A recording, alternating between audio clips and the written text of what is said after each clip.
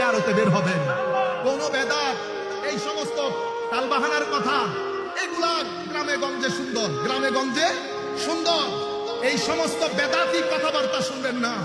আল্লাহর ওয়ালিরা, এটা নূরের এনার্জি, নূরের সেন্টার। এটা এনার্জি ঠিক করবে আপনাকে। যতক্ষণ দাঁড়িয়ে থাকবেন আপনি দেখবেন আপনার কল্প বাতেনের মধ্যে চার্জ হচ্ছে। আপনি এই দুই আন্দাজে নিজেকে যদি ইউজ টু করতে না পারেন, হ্যাবিচুয়েটেড করতে না পারেন, অভ্যস্ত হতে না পারেন, তাহলে দুনিয়ার যুদ্ধে আপনি হেরে যাবেন। দুনিয়ার যুদ্ধে আপনি হেরে যাবেন। বাচ্চাদেরকে প্রপার সময় দেন।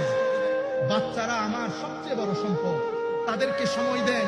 স্কুলের সাথে সাথে তাদেরকে দিনমুখী, নামাজমুখী, নবীমুখী করেন।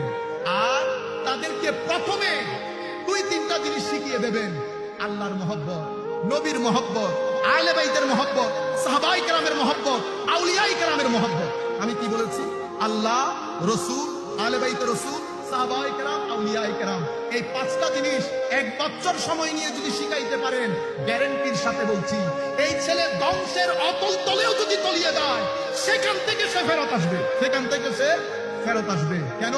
মহব্বত আজিজ জিনিস, এটা মানুষকে ধ্বংস হইতে দেয় না।